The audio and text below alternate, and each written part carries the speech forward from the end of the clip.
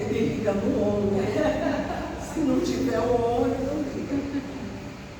Boa tarde a todos, né? Sejam todos bem-vindos, aqueles que estão aqui, que com certeza muitas pessoas ficaram presas por conta dessa chuva, né? Demora tanto para chover, vai chover justo hoje, né?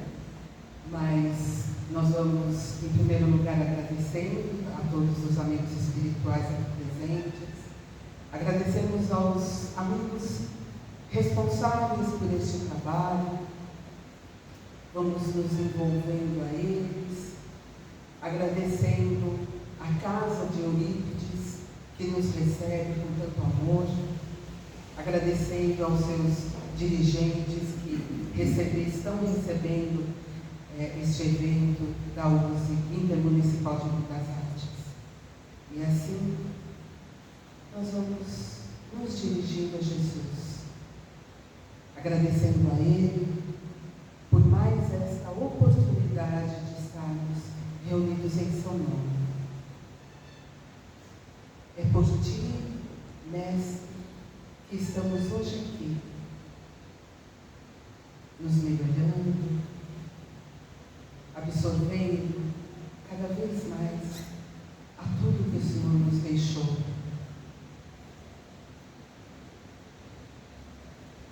E assim nós vamos abrindo este evento com a prece que Jesus nos ensinou, e através dele nós vamos nos ligando ao nosso Pai Criador, dizendo: Pai nosso que estais nos céus, santificado seja o vosso nome, venha a nós o vosso reino, seja feita a vossa vontade, assim na terra como nos céus. O pão nosso de cada dia nos dai hoje, perdoai as nossas ofensas, assim como perdoamos aqueles que nos têm ofendido. E não nos deixe cair em tentação, mas livrai-nos de todo mal, que assim seja, graças a Deus.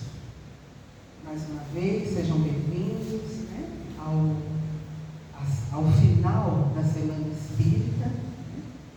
E hoje, acho que é o nosso primeiro evento presencial, né, pós a pandemia. Então, é novamente um motivo de muita gratidão. Né? Então, muito obrigada a todos. Bom, então nós vamos ouvir mais uma música e depois já vamos iniciar os trabalhos.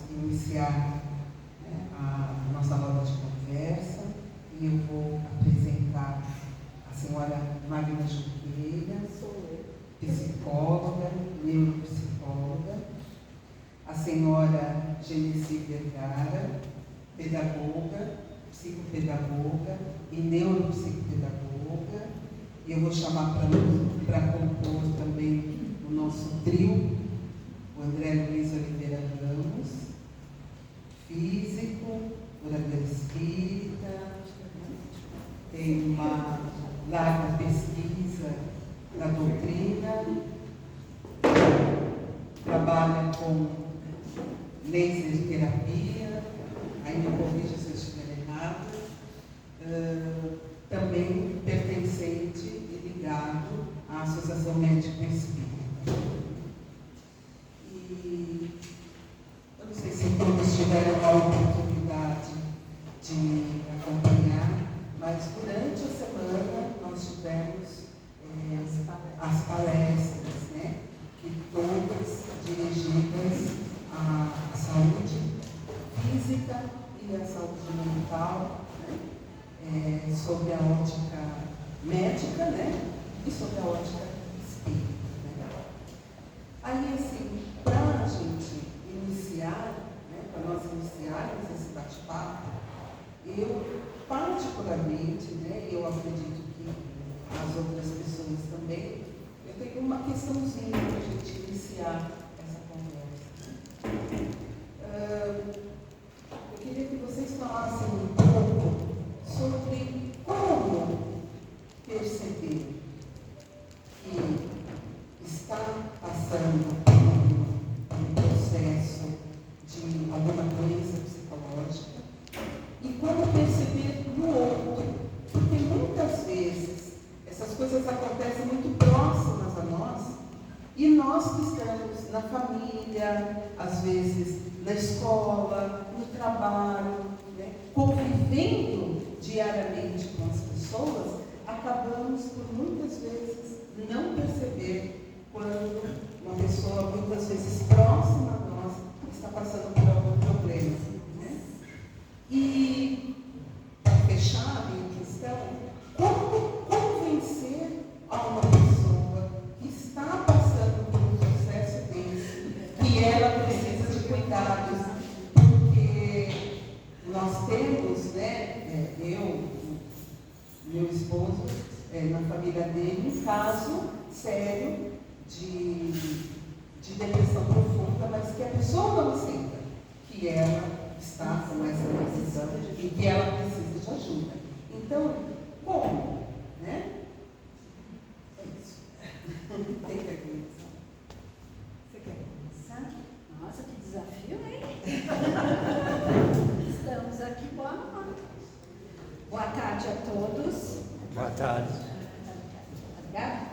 Bom, boa tarde a todos. É um prazer enorme estar aqui. E, além do prazer, já começamos logo com um bom desafio. Um belíssimo desafio. Em primeiro lugar, a gente precisa entender como que essa pessoa está, o que está atrapalhando essa pessoa, né? Trazendo aí a primeira pergunta, né? Como é que essa pessoa está?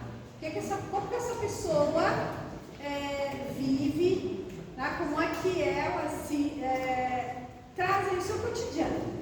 O que ela faz? Tentar entender um pouco como é que ela lida com essas questões, se ela abre espaço para que se oriente, se ela permite isso, porque em alguns momentos a pessoa não se permite. E se ela não se permite, ela não vai se perceber doente. Tá? Ela pode estar, mas ela não vai se perceber doente. E por essa razão, muito óbvia, ela também não vai querer ajuda. Porque ela não se sente doente. Ela está ali, ela é uma pessoa que domina tudo, ela dá conta do seu dia a dia, ela dá conta das suas atividades, no entanto ela não consegue se perceber. E muitas vezes o acesso não é fácil. Então, para convencer se acha doente, uma pessoa que não tem abertura para isso, realmente não é fácil. Porque a pessoa, em primeiro lugar, a pessoa precisa querer. Não é possível forçar. Nós precisamos primeiro fazer a nossa parte. Qual é a nossa parte? Nossa parte é conversarmos, orientarmos, dar algumas saídas para essa pessoa, dizer que sim, é possível solicitar ajuda, mas não forçar essa pessoa, de alguma forma, impor. Porque eu acho que se for imposto, essa pessoa não vai mesmo entender que ela precisa de ajuda. Por outro lado, quando a gente deixa com que essa pessoa perceba que não é ela o doente ali, e que a gente se coloca também no lugar dessa pessoa, muitas vezes o sucesso é maior. Por quê? Quando você coloca para o outro que não é ele, não é ela, a doente ali no momento, e sim você, ou que você precisa de ajuda para o terceiro, às vezes se consegue um pouquinho mais de sucesso. Que a pessoa começa a se perceber, ela começa a se olhar. Olha isso, mas isso acontece comigo? E aí a pessoa começa a se olhar. Então, não vamos invadir a privacidade da pessoa, E com isso ainda vamos, aos poucos, orientando essa pessoa, que não vamos orientá-la sozinha de forma alguma. Nós vamos orientar sempre com a ajuda da espiritualidade. Eu acho que isso é maravilhoso, porque a gente não faz um trabalho sozinho, a gente começa a pedir ajuda dos mentores para ajudar, intervir aí na hora desse desfecho da história. Aí a gente vai conseguindo algumas coisas. Agora, forçar? Nunca. Porque a pessoa pode, de fato, continuar nessa situação e não querer realmente, efetivamente não querer ajuda. Não sei se me fiz entender, se respondi esse primeiro momento. Bom, complementando, e antes de mais nada agradecendo a oportunidade de participar desse evento. O Jorge me laçava em casa e aí eu aceitei esse desafio, porque para mim também é um desafio, Na questão psicológica, que a gente pode avaliar na questão da saúde, se nós percebemos que o outro está doente, é porque nós temos em nós também alguma coisa. Concorda? Porque nós não conseguimos perceber no outro, uma coisa que nós não conhecemos. Então, existem, como nós falamos na psicologia, pessoas refratárias. O que quer dizer isso? É como se fosse uma xícara, que a gente joga água e ela não adere, certo? Então a pessoa, ela tem essa dificuldade. Nós sabemos que nas encarnações a gente passa por várias situações na vida e graças a Deus nós temos o esquecimento antes de reencarnar. Não é? Porque se eu soubesse o que eu fiz no passado, misericórdia, acho que eu não estaria aqui hoje. Então, eu percebo assim, eu trabalho muito com criança, com adolescente, adulto, ou seja, com todos, E a terceira idade, porque eu convivo há 16 anos com e ele acabou de completar 93 aninhos, né? Então, ele é para mim uma escola de vida, né? A gente busca a neuropsicologia, né? Para a gente poder entender como lidar, apesar que santo de casa não faz milagres, ok? Então, proposta, que depois eu vou passar para o nosso colega para ver se ele concorda com essa proposta. Sem nenhuma intenção, convidar essa pessoa, tá? Para ir numa sessão espírita, por exemplo, hoje. Seria bom se ela estivesse aqui, não é? Porque nós estamos abordando uma questão da saúde dentro do espiritismo, certo? Por quê? Se a pessoa ela não ouve o que o outro tem para falar, ela jamais vai se reconhecer, certo? Então, dentro do espiritismo, como a nosso colega falou, a gente precisa mesmo buscar ajuda para nós, para que nós tenhamos formas de poder, de um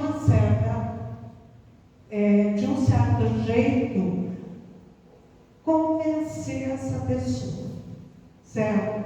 Obrigá-la, como ela falou. Gente, eu falo quando algum paciente chega no consultório com uma família, eu pergunto para o paciente: você veio aqui por livre e espontânea vontade ou por livre e espontânea pressão? Porque se for por pressão, eu já falo logo no início, vocês vão estar jogando dinheiro fora. Porque a pessoa não vai aderir, certo? Não sei se eu contribuí com alguma coisa, passo aí para o nosso colega, né?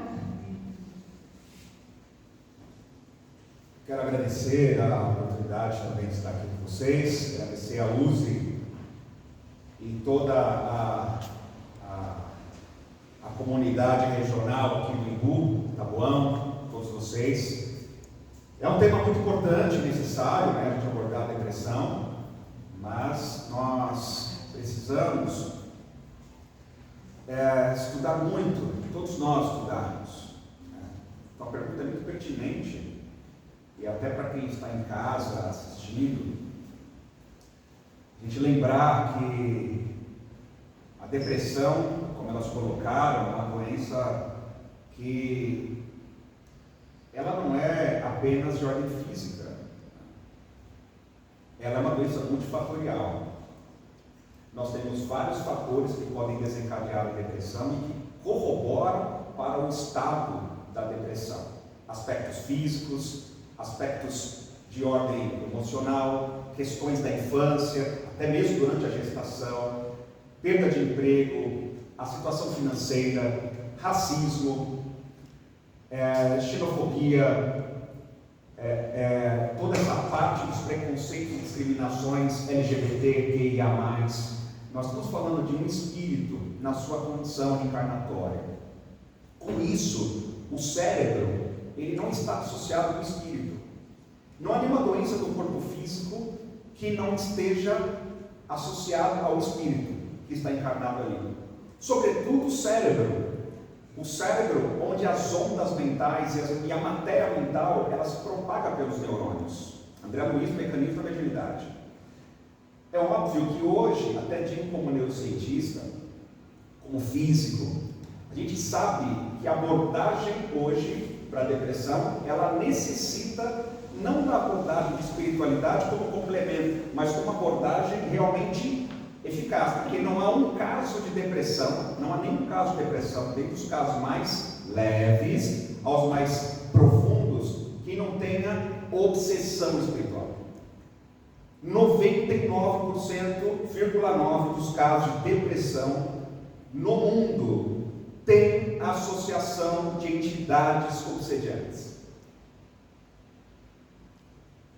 Porque o objetivo das entidades das trevas é justamente trazer, bloquear a ação do espírito nesse corpo.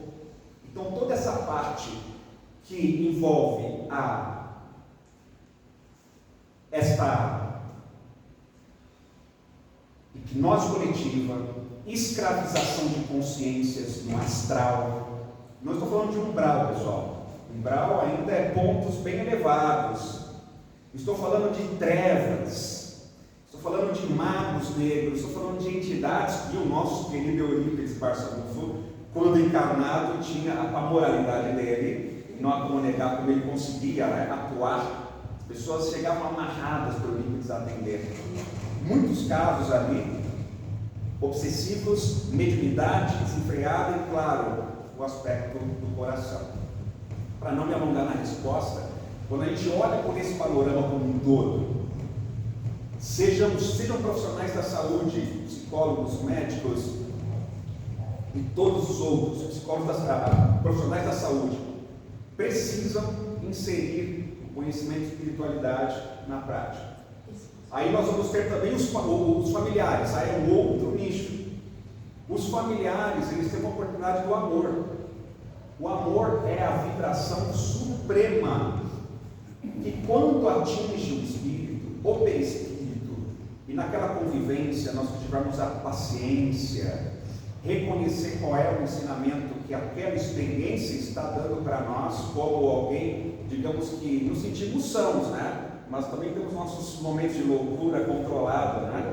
Ou até mesmo depressão, níveis de depressão que a ciência não catalogou ainda, né? E disfarçada muitas vezes, disfarçada em vários quesitos, até nossa religiosidade, e onde a gente pensa que está tudo bem e na verdade não está.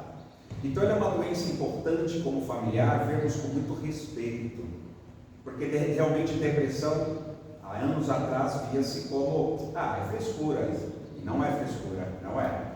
Estamos vendo um espírito ocupando o cérebro e as sinapses neuronais. Nós estamos falando de fluxo mental, emoções, sentimentos que estão regendo o funcionamento cerebral.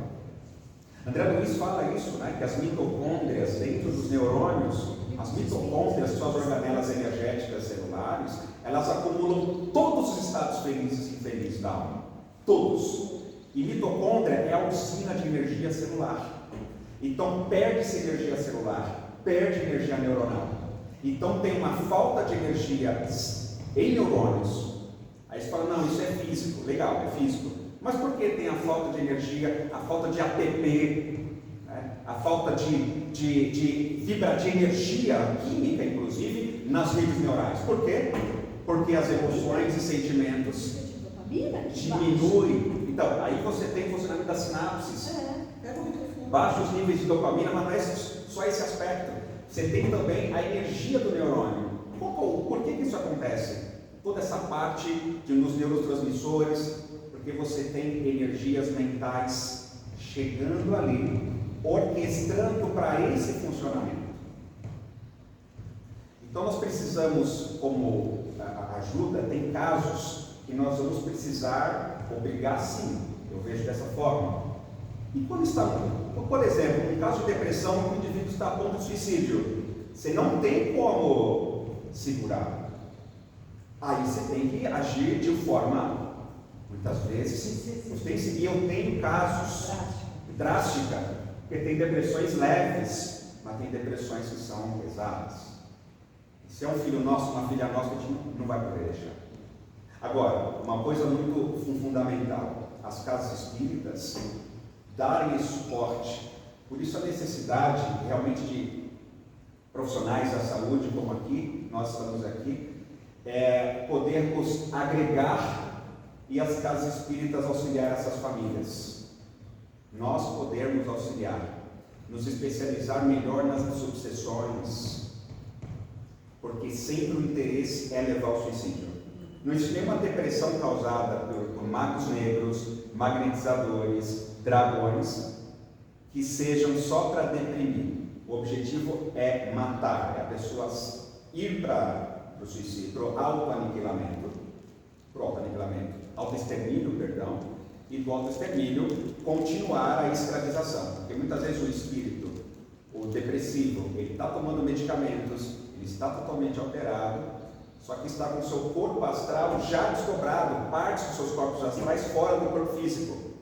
Não haverá remédio que vai ajudar, a psicoterapia não vai ter eficácia, porque precisa de uma abordagem de desobsessão espiritual especializada nisso. Não é só aquela desobsessão que faz a roda dos médiuns e olha, meu irmãozinho aqui, meu irmão, olha, perdoa nada, não tem nem papo. Esses casos mais graves, as entidades não são nem incorporadas. Tem que ter uma moralidade muito grande dos médiuns para que possa auxiliar nesse processo. Então percebe que muitas vezes é uma obsessão familiar, mas um está sendo para-raio e a depressão vem. Mas tem uma questão também que existe muito preconceito ainda na nossa área, certo? Porque as pessoas não vou usar. Vou tentar falar alto. Não. Está filmando e o som. É importante que não saia. A questão do preconceito. Vê se você está posicionando. Só um pouquinho. A questão do preconceito. Diz isso. Vai na garganta mesmo. A questão do preconceito ainda existe muito na nossa área, né? Você fala para uma pessoa assim, por exemplo, né? Eu vou fazer uma palestra sobre câncer de próstata, né? Para uns 50 caminhoneiros. Quando a gente entra nessa questão, eles veem uma mulher, né?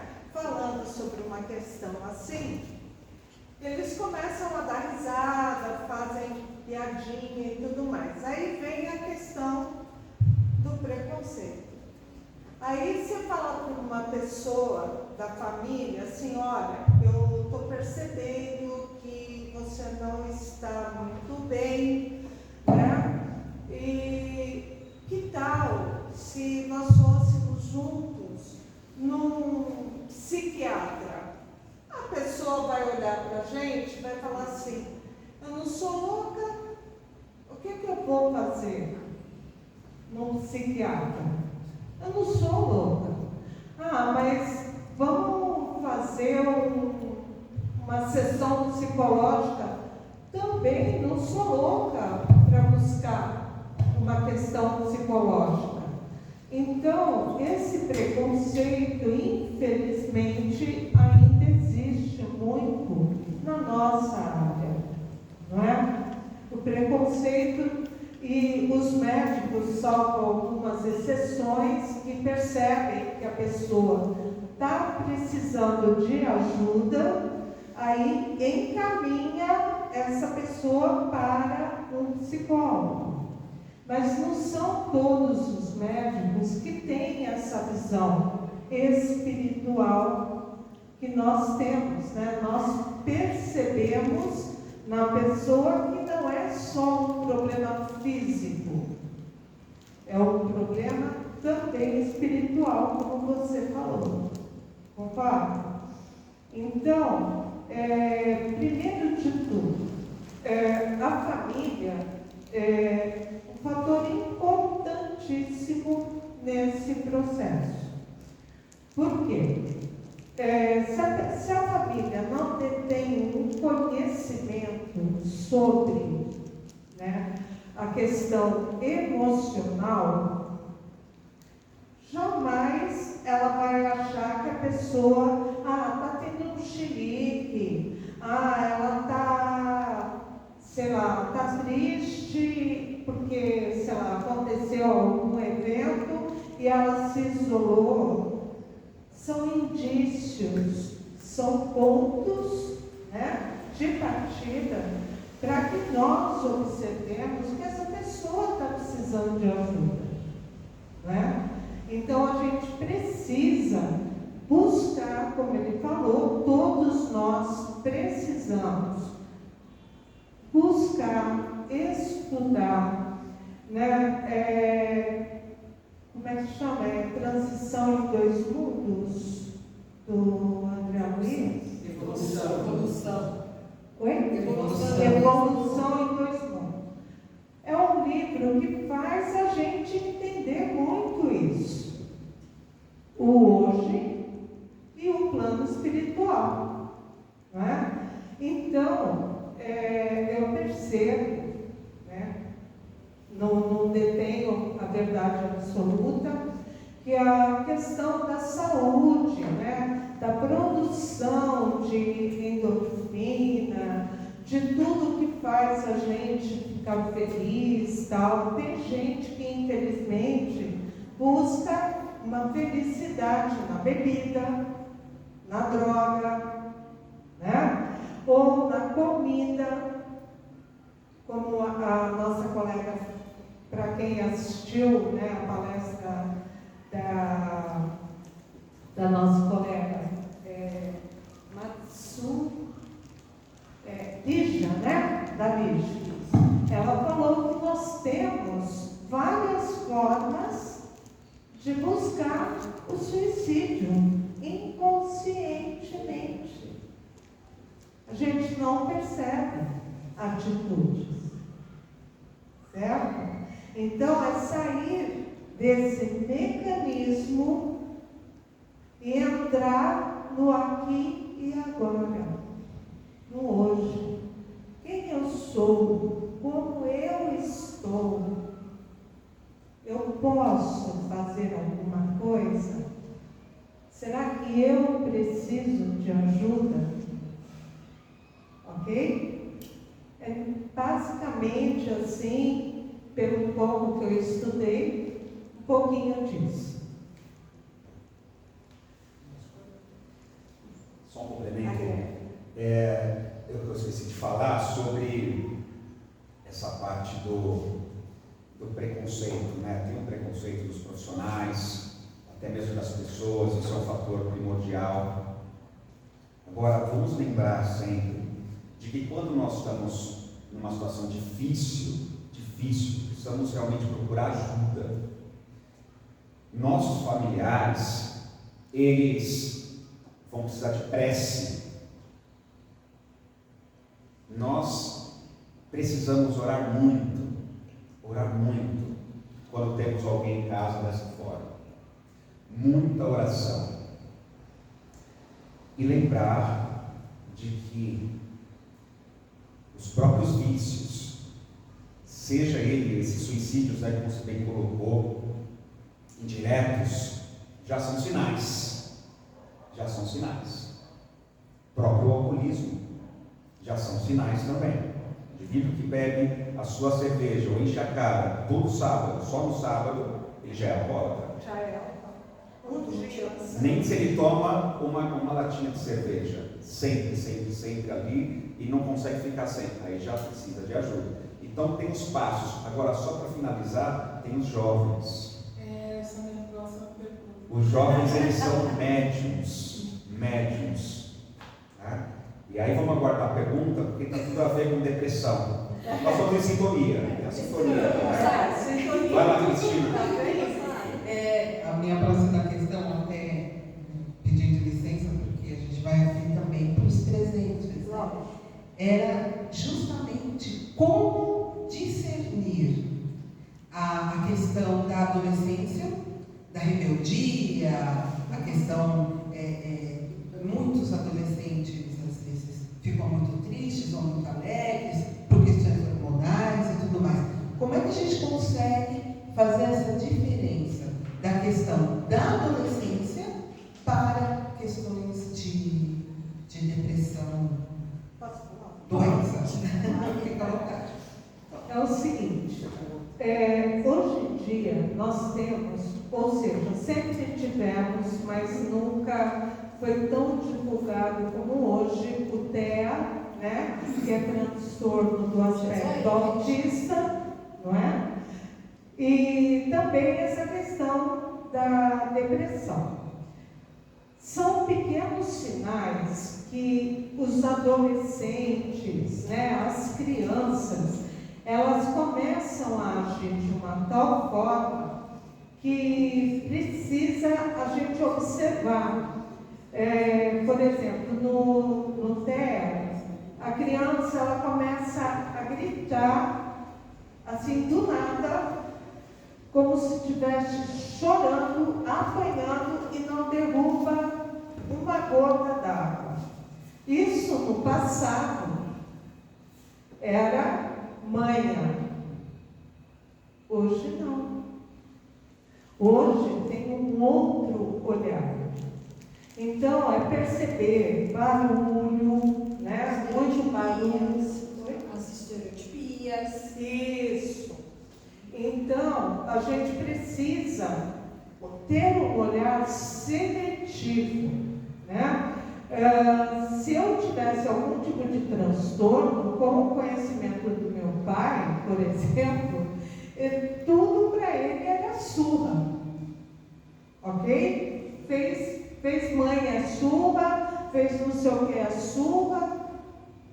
Era a forma dele e a educação que ele teve, né? Hoje nós temos a internet, coisa que no passado nós não tínhamos. Ela é ótima para muitas coisas e horrível para outras, né? Tem paciente que fala assim, eu pesquisei na internet os sintomas que eu tenho e tal, e já chega com um diagnóstico. Aí olha, o paciente fala assim, tá, você já tem o diagnóstico, e aí? O que você vai fazer com isso? Não é? Como é que você vai agir com isso?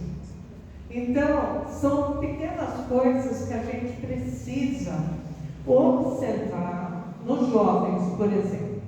Entra em depressão, não percebe, tem uma ansiedade extrema, e aí ele começa com sintomas de auto se mutilar, não é? Se corta, arranca cabelo, né? Ele faz de tudo, sabe, para tentar minimizar a dor que ele sente, né? Tipo assim, eu vou substituir para ver se supre a dor que eu estou sentindo internamente. É a dor da alma.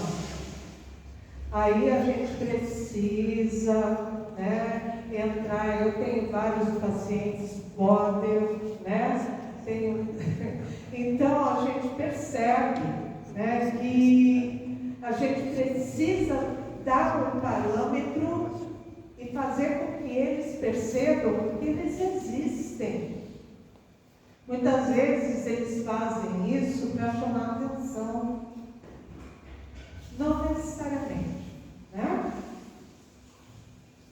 Bom, nesse aspecto eu gostaria de contribuir, porque foi o tema, inclusive, da minha palestra durante a semana, e trabalhar com crianças e adolescentes. E eu trabalho em consultório exatamente com esse público, crianças, adolescentes e também adultos, né? E claro que muito mais crianças, e eu consigo perceber claramente quando uma criança TEA, né, transtorno do espectro autista, chega pra gente em consultório, numa crise, num surto, como a gente costuma dizer, e às vezes com ou sem uso de medicação, há muito mais sem uso de medicação, e aquela criança, usando um termo vulgar, completamente transtornada, né, sem entender absolutamente nada, se batendo, sem noção da situação. Ali a gente já percebe que é uma questão espírita, que não é só a questão do transtorno. E o próprio nome fala, transtorno. Tá? Então significa dizer que está fora de si, né? Está fora do seu controle. E o que desencadeia é o não, né? Sim. É o falar não. Exatamente, né? Então o não para essa criança, tá? Para essa criança, para esse adolescente.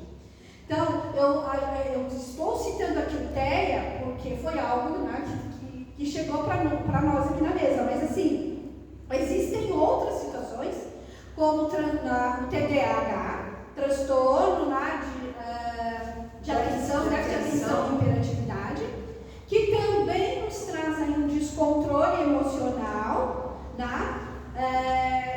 São coisas que nós vivemos no nosso dia a dia, são coisas que estão dentro da nossa casa, são coisas que estão, né, situações que nós estamos vivenciando dentro da escola e que nós precisamos ajudar.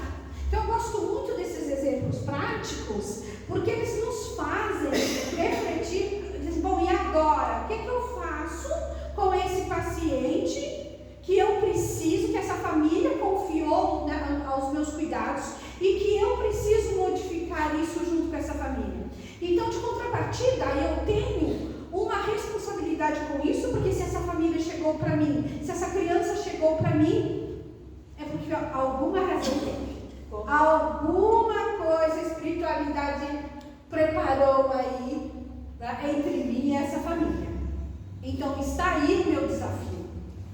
Claro que a neurociências fica a nosso favor e eu acho perfeito, porque nós temos aí agora muitas questões que nós não conseguíamos entender antes e que agora nós, né, conseguimos com muitas situações trabalhando aí a questão cerebral, que a gente consegue entender, né? Pesquisando, buscando. Eu até conversava com um colega logo no início, antes de começarmos a falar, como abordar a questão da saúde e da espiritualidade.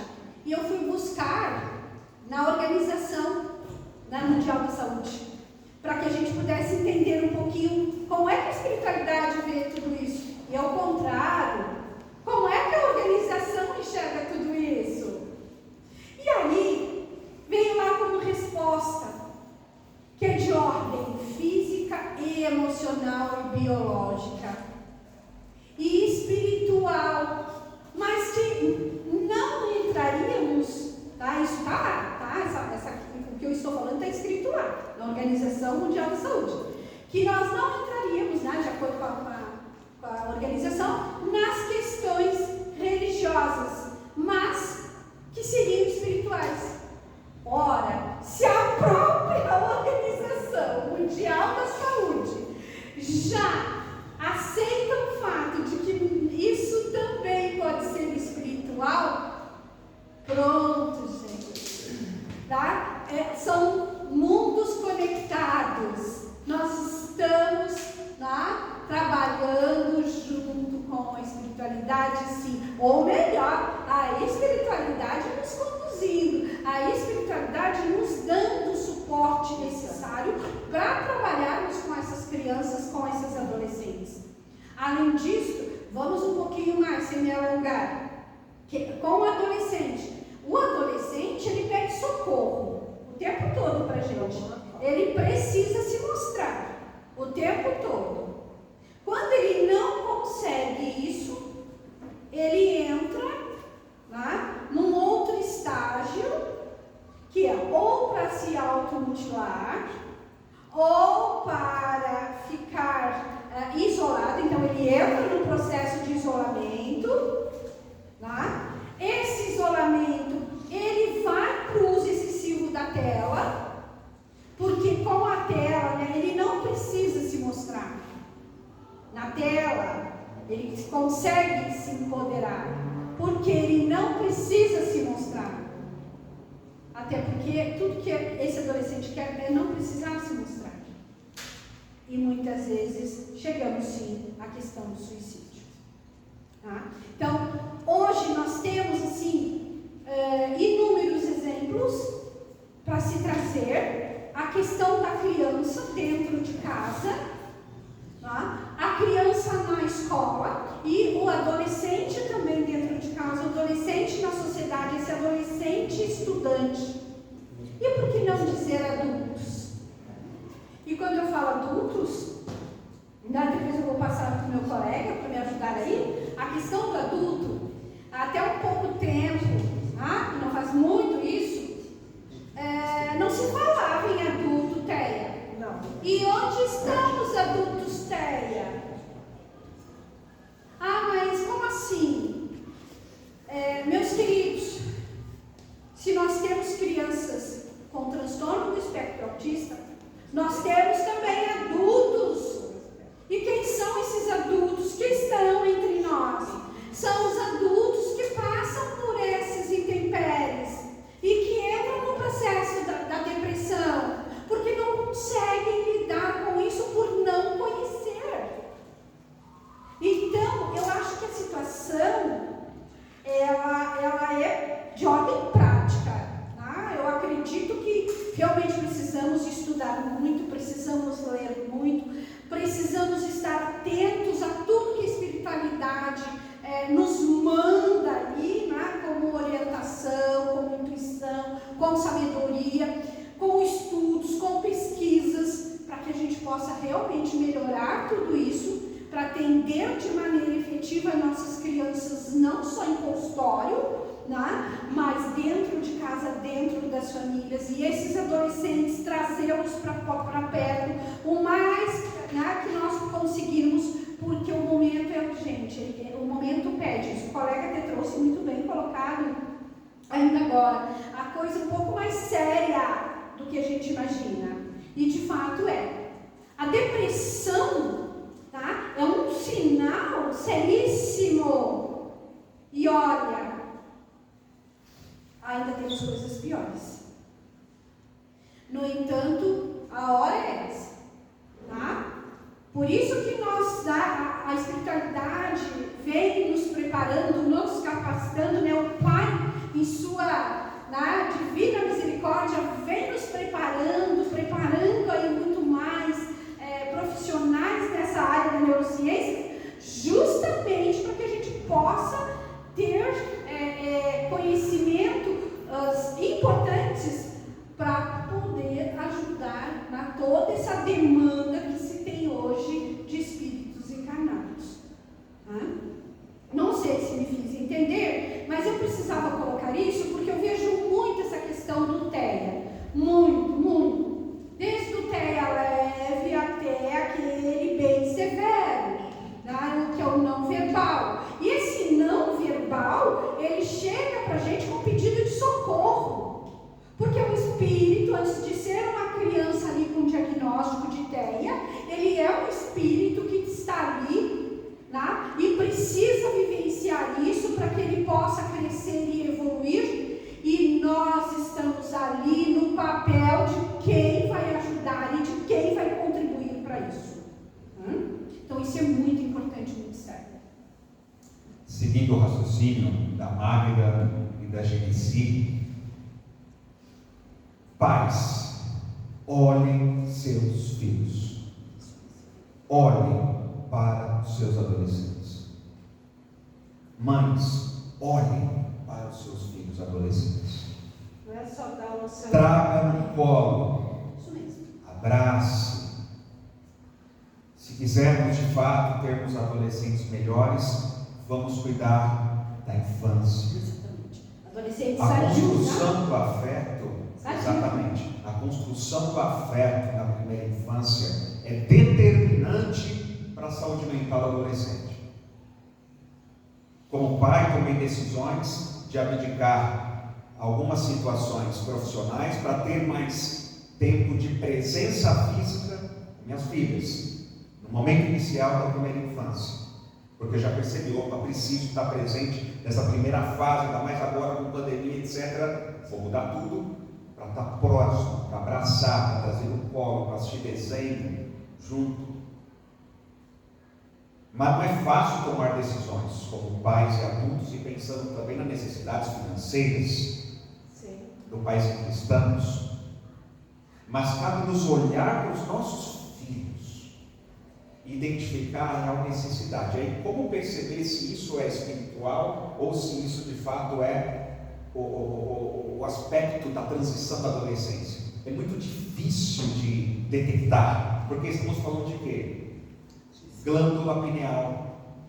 A glândula pineal está implodindo nessa fase, liberando toda a carga do passado, das encarnações passadas, para agora, na adolescência. E a mesma glândula pineal é responsável pelo desabrochar da mediunidade. Então, o humor do adolescente sobe e desce. Ora tem vontade de sair de casa para sair para brincar, outra hora ele quer ficar lá fechado no quarto, não quer sair. Então, tem muitas coisas que faz parte do processo da adolescência mesmo. Então é difícil, porque o humor deles muda a frequência, muda a crise de identidade, e o adolescente precisa muito de uma referência, um adulto que seja uma referência para ele. E se ele não encontra essa referência na mãe ou no pai, ele vai buscar naquele mesmo amigo que está convidando para fumar maconha ou para cheirar cocaína. Quebrar os tabus, né? Eu estou falando a verdade. Seguindo o raciocínio delas, pensando agora de forma bem prática, nós, pais e mães, precisamos olhar muito e ter percepção.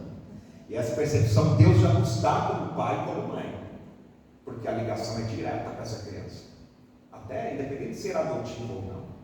Nós temos Como evangelizadores, tabus, né? Tabus do passado, de não e como falar de droga com o filho, de não falar de sexualidade com o filho, né? Falar que você vai transar, tem que usar camisinha. Mas não.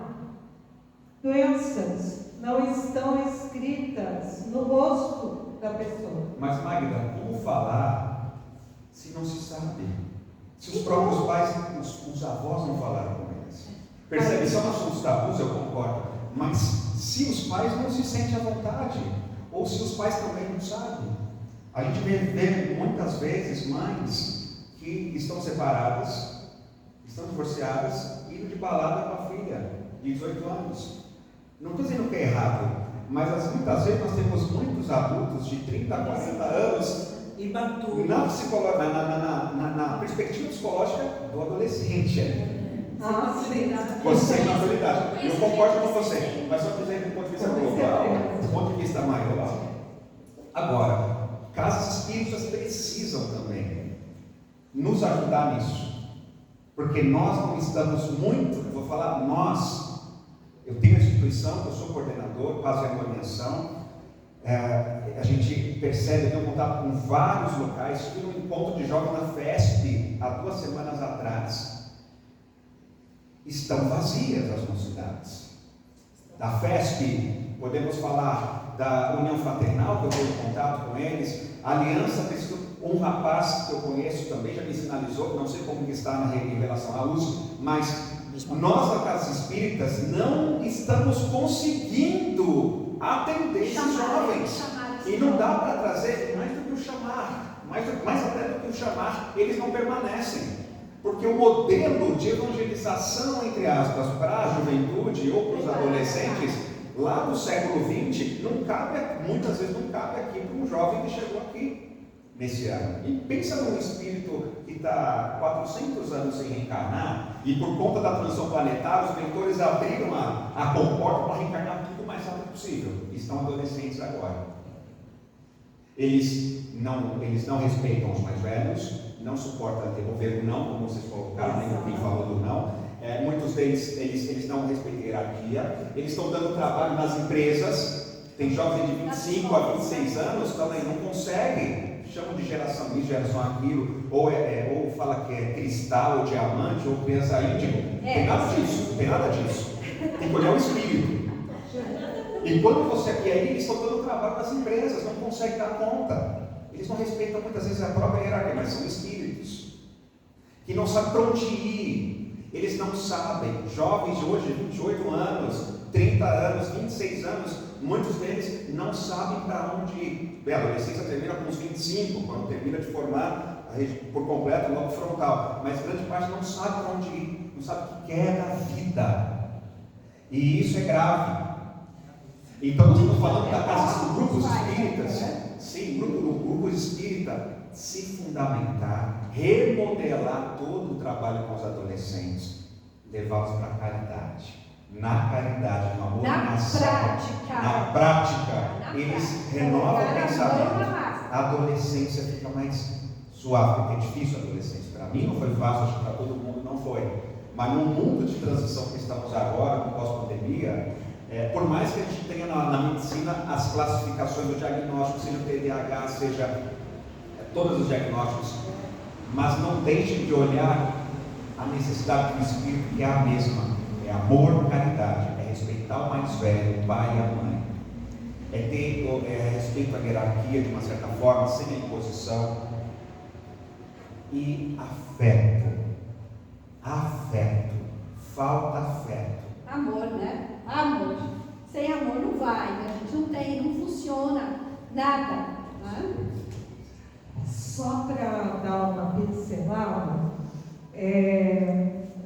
não é para a gente comprar um iPhone, um computador de última geração e pôr na mão da criança ou do adolescente. Para nós, que hoje em dia trabalhamos às vezes em 2 empregos, às vezes até 3, fica difícil da gente ficar prestando atenção nos filhos, nos irmãos e tudo mais. Mas o que a gente precisa, né? Tem um vídeo americano que eu achei maravilhoso, de um rapaz negro. Ah, assisti. Você sabe qual? Sim, eu estava na conversa. Né? Que ele pegou e foi conseguindo o carro do último, né, modelo, foi conseguindo tudo e já tinha um patrimônio de $1 milhão, um negócio assim. Acontece que o avô dele era sitiante, né? Ele começou plantando, mexendo na terra, certo? E ele jamais imaginava que um neto pudesse chegar nessa situação. Não sei se você assistiu também, tá? Mas é fantástico. Então, meu sobrinho, ele falou, olha, nós viemos de uma classe pobre, humilde, lutamos para chegar onde estamos, e hoje a minha filha de 1 ano já vai herdar um patrimônio de quase R$1 milhão. Fica muito fácil, não é? É não perder um pouco da educação que nós tivemos. Eu posso falar porque eu estou com 64 anos, né? Então, manter essa educação, não é bater, óbvio, mas instruir as nossas crianças e adolescentes. Gente, uma coisa muito importante, e acho que você tocou num ponto fundamental. Nós, pais, estamos cometendo um grande equívoco. Precisamos tomar cuidado, até por conta desse espírita mesmo. As crianças precisam de instrução e precisam de educação. A minha mãe está aqui, ela teve 5 filhos e ela abriu mão de muitas coisas profissionais por conta para estar mais tempo em casa observando os filhos. Nós não podemos fazer uma educação meia boca. Esse é o ponto. Por mais que você tenha a sua carreira profissional, que você queira ganhar dinheiro, que você queira montar um patrimônio, legal. Agora, foi isso que você acordou com esse espírito? Que você escolheu como ser para ser seu filho? Você vai dar uma educação meia boca, você não vai ter tempo para educar profundamente com seus exemplos. Isso precisa ser refletido, porque nós estamos substituindo o ter Ou melhor, o ser pelo ter. É por isso que o materialismo está o quê? Está falido. O materialismo está falido.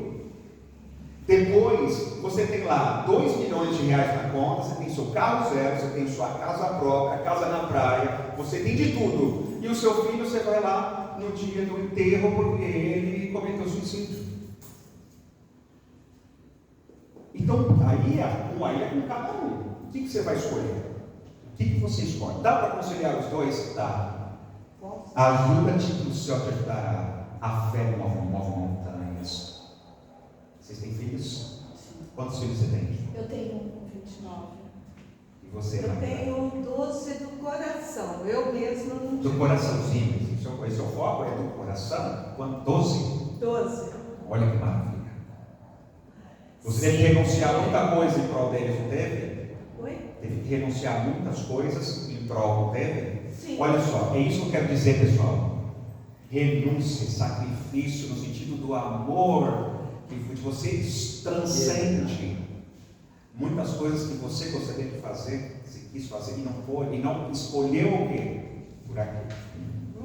É diferente. É isso que nós na UCI fazemos a organização, as federações. Hoje até o Papa Francisco tem falado, na Umbanda também eu ouço muito, no Candomblé, em várias religiões, gente. Precisamos muitas vezes renunciar o ter por uma pequena fase, ou mesmo o sentimento da ganância, que o capitalismo ou o materialismo te impulsiona, para você ter uma convivência saudável com seus filhos e ensiná-los a também conseguir construir. A ter e não a ser. Não ser. E aí fazer todo um equilíbrio, muito bem, um equilíbrio entre o ter, o ser e o fazer. Porque se você só sabe ser, mas não tem e não faz, não adianta. Se você faz, não tem prosperidade. Se nós estamos sempre devendo dinheiro, nós também não estamos manipulando o dinheiro, gente, é energia, é uma energia espiritual, hein? Dinheiro não é a nota e nem a moeda, dinheiro é uma energia. Olha só, ensinar nossos filhos a lidar com o dinheiro é importante.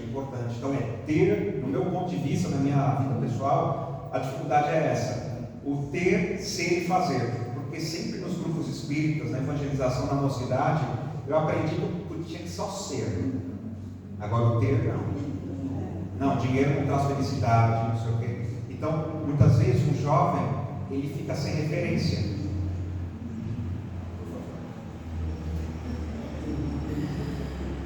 Muita coisa para pensar. É muita coisa para Pouco pensar. tempo para muita coisa. Então, acho que a gente tem assunto aqui para mais ou menos, né? Uns 2 anos, outra semana. Mas eu estava me lembrando agora que na conclusão do Livro dos Espíritos, Kardec diz que a doutrina espírita é antagônica ao materialismo. Né? E o que a gente está fazendo com isso? Né? O que é que nós estamos fazendo com isso? Vamos pensar melhor no trato que nós estamos oferecendo para as famílias que procuram a casa espírita. As palestras da semana, muitas foram voltadas, olha, você, trabalhador espírita, fica atento a isso, atento àquilo, e o quanto a gente precisa estudar para ter essa atenção. Né? Alguém quer fazer alguma pergunta, fazer alguma colocação? O Flores fica fazendo, mas acho que ele não decide. Esperando o seu Flores voltar. Alguém quer fazer alguma pergunta, que seja pessoal, ou que se não quiser se colocar, fala, não, minha amiga. Eu quero fazer uma colocação, mas eu trabalhei 42 anos na escola pública. E uma questão que, durante os 42 anos, para mim é difícil falar sem chorar, é assim, quando a criança ou adolescente ouve dizer, mas eu vou convidar seus pais para vir aqui para conversar, eles falam assim, e não se preocupe que meu pai e minha mãe estão trabalhando, eles não ligam. Então isso é uma fotografia, é uma leitura do que aquela criança, daquele adolescente está fazendo de papai e mamãe.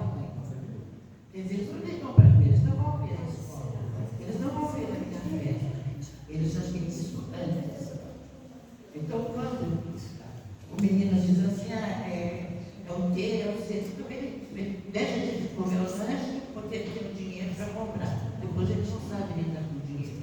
Falta ele vai para outro caminho. Mas não é mentira, é uma coisa que acontece no texto de escola, assim. Não se daí, meu pai e minha mãe não vem aqui, não liga não. Se você acha que o pai e a mãe não ligam, como é que vai ser?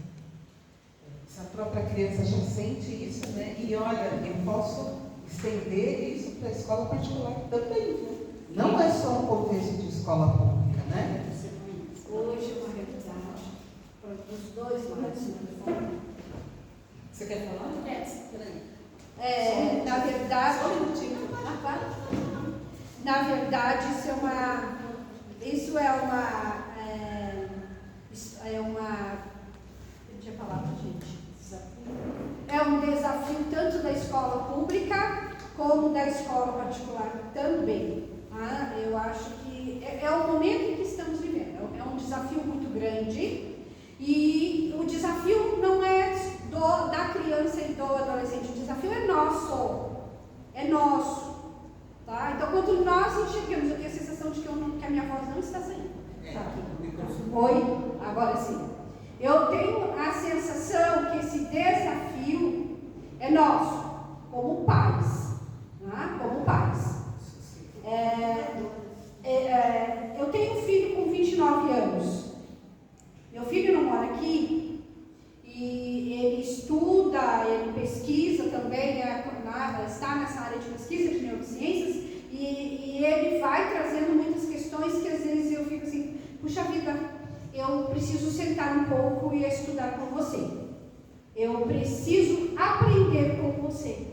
Então é um momento em que precisamos ser humildes e nos colocarmos diante dos nossos filhos à disposição deles para aprender com eles aquilo que eles de fato querem e precisam nos ensinar aqui. Como disse o André, nós precisamos modificar tudo, remodular tudo, trazer coisas novas, coisas atuais, coisas que estão diante dos olhos dos nossos adolescentes. Como eles não encontram isso dentro de casa, com seus pais, com as pessoas, com seus pares, né? Eles vão para as telas. E aí se inverte valores. Tá? Se inverte valores, infelizmente, que é o que a senhora estava colocando. Infelizmente. Né? Você quer falar, né? Pode falar. Infelizmente, a educação está muito falha. E eles estão eles estão jogando bombas atômicas na educação. Tiraram a psicologia do ensino médio, estão querendo tirar a sociologia e também a filosofia. Isso. Quem falou? Oi, isso. Então, estão tirando coisas da educação que são primordiais para os adolescentes. Por que eu falo isso? Eu fui privilegiada de ter psicologia no ensino médio. E eu me apaixonei por tudo aquilo que eu vi ali. Eu falei, nossa, eu conheço isso. É isso que eu quero para mim. E aí agora o pessoal está mudando tudo, está tirando a voz dos adolescentes. Por quê? Porque não pode pensar. Eu conversei com a minha professora, né? E ela falou, Magda, eles não querem mais crianças e adolescentes pensantes. Certo? Então, espero que revejam essa questão do estudo, principalmente, né? Porque também é uma base, nós estamos para ensinar e os pais, nós estamos para educar os nossos filhos. Certo? Eu quero então só fazer uma provocação, talvez. Nesses 30 anos que eu estou no magistério, há 15, pouco mais de 15, estou na gestão escolar. Há 10 anos isso veio um pouco piorado por conta da pandemia. 10 anos, está aqui a minha irmã de muitos anos, que sabe. E eu quero fazer a provocação seguinte. Renato Russo já disse, você disse que você não ama seus pais, que seus pais não entendem, são crianças como você, que você vai ser quando crescer. Nós temos pais que estão doentes, gente. Sim. Então, quando fala, olha, cuidado, eles não prestam atenção no filho, é porque eles também estão doentes. Eu canso de receber e de visitar propositalmente quando a família não vem buscar. Quando a família não vem atender, o meu adolescente está transtornado, está drogado, tá? Porque é com eles que eu lido. A mãe não vem, não tem problema, nós vamos até sua mãe. E aí, quando você chega nessas famílias, você vê uma família mais doente do que a criança. Você vê o adolescente um fofo perto de tudo o que ele passa. Então, a minha provocação eu acho que a gente tem que olhar o ser como um todo, porque uma criança que pede um socorro, O integral. é porque ela realmente está sem a referência que o amigo falou, está pálida de dor, de sofrimento que a gente nem imagina, associado a drogas, associado a vícios, a fugas psicológicas que vocês citaram, de todos os tipos. E eu acho que a caridade é isso. Então, só pensando um pouquinho nessa família, que às vezes a gente fala, a mãe não quer ver. E é a ação da escola com relação a essa família que a gente tem que mudar. Porque a família, boa parte das vezes, não se sente nem merecedora de ser atendida por alguém. Ela não se sente. Então, quando eu chamo aquela mãe e aquela criança, e eu converso aquele olho no olho, a mãe diz para mim, muito obrigada, nunca ninguém nem me ouviu, eu só venho aqui para ser achincalhada. Então a gente precisa tomar um pouco de cuidado. Só estou pensando no lado dos pais também, porque eles realmente são essa geração que apanhou, não teve diálogo, não teve conversa, não teve, porque era o que a gente tinha naquele tempo. E ainda vai reverberar uns 30 anos na frente essa mudança, não vai ser agora. Mas os nossos adolescentes estão na emergência da dor e a gente precisa olhar. Mas se ele está com problema, não é falar só para os pais olharem, é para ir lá junto com o pai falar. Porque eu atendo pais e digo assim, a senhora faz isso? Não. A senhora já conversou com ele? Sabe isso que você estava dizendo? Você olhou para ele? Você falou com ele? Não tem. Então, precisa fazer essa escolha. Então, a gente precisa também ensinar, às vezes, as famílias a como agir. Pode parecer, que absurdo, mas ninguém aprende sabendo.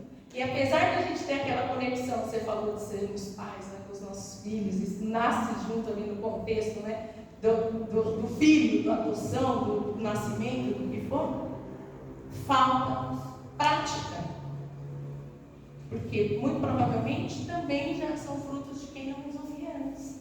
De quem tinha um modo de solucionar os problemas, com castigos, porque também não teve, Então, isso a gente vai, no fim, é um ciclo, é muito difícil cortar esse ciclo. Mas é possível com amor. Com o olho no olho, foi o que você falou, com o olho no olho. E, raramente, e eu penso também, como você falou, Janice, que os recursos do céu, como diz Emmanuel, são infinitos. Quando você vai conversar com alguém que está claramente transtornado, até obsidiado, e você convida, as forças, os espíritos, os anjos, a Deus, quem a pessoa quiser dizer, aquilo se transforma.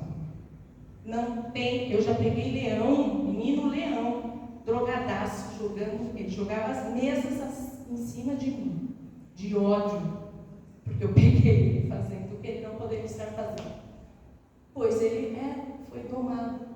Vira um menininho que senta, chora, que sofre, que mostra fraqueza. E foi esse mesmo menino que depois disse assim para mim, aquele dia, minha raiva, Silvia, foi porque você foi a única que descobriu. E descobri muito por acaso. E depois virou um grande amiguinho meu, né? Então, mas é isso, é olhar no olho e também auxiliar esses pais, porque as famílias estão sofrendo muito. Eu acho que o ataque é sobre as famílias, em geral. Sim. Né? Enfim, desculpa aí.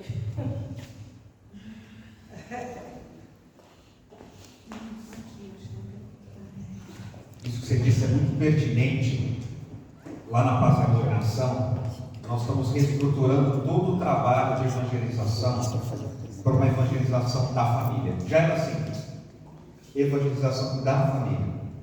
Onde até as aulas, elas não são aulas fragmentadas. Tem aulas que vão ser os pais com as crianças, fazendo a arte, outros encontros de evangelização só os adolescentes, separados dos pais. Uma coisa dinâmica. E, de fato, é a família. Aí instituímos o livro Jesus no Lar como foco principal para poder fazer essa conexão.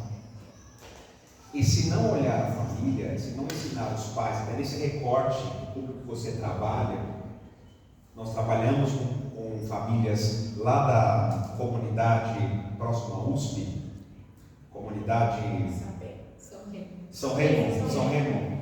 De fato, tinha um projeto com as crianças e um projeto com as mães, conectados, porque elas sabem muito sobre isso, mais ainda do que eu. Se a criança adoeceu, é porque tem os pais que estão adoecidos.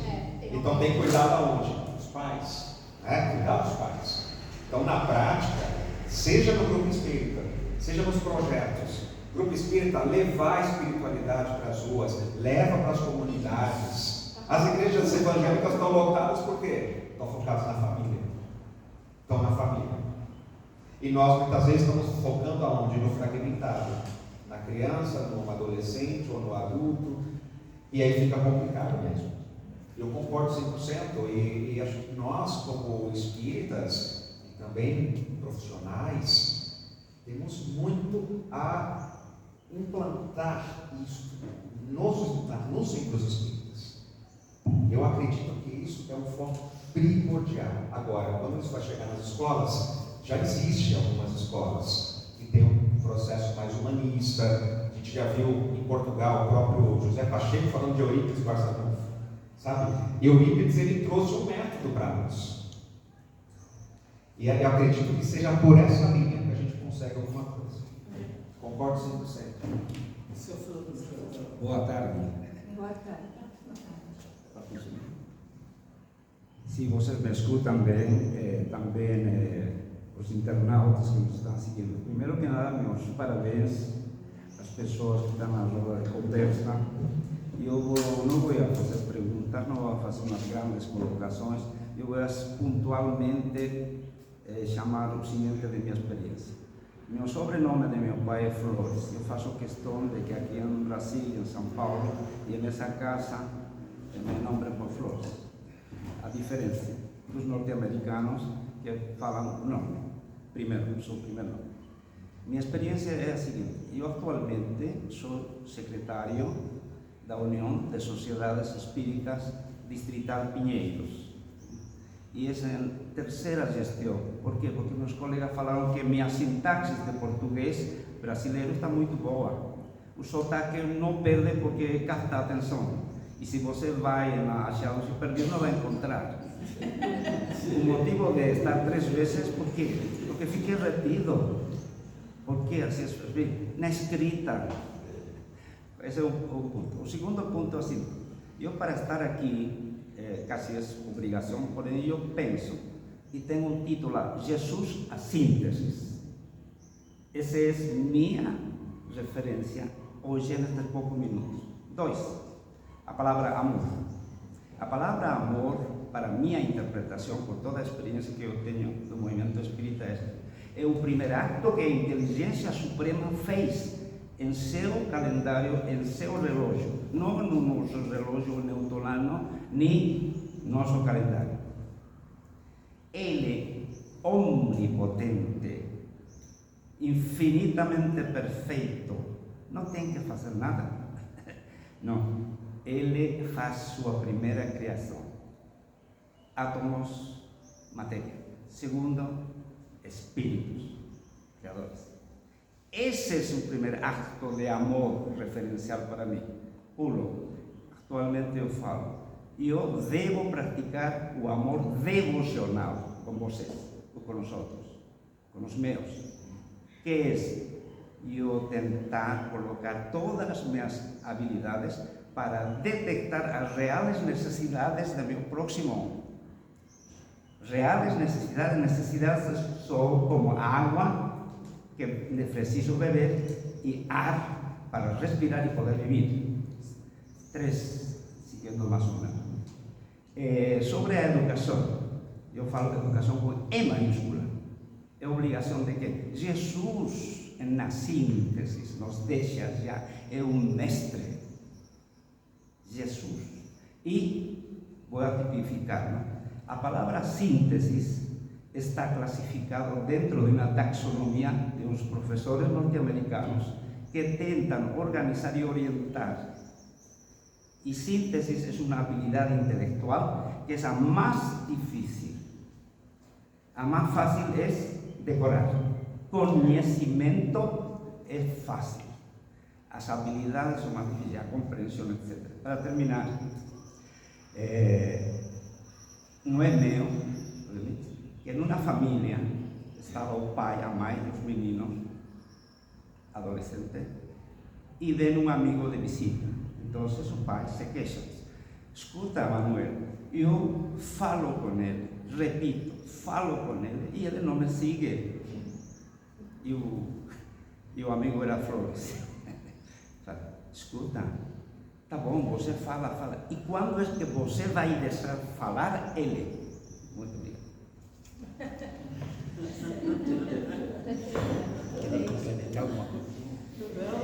Eu acho que a gente encerrou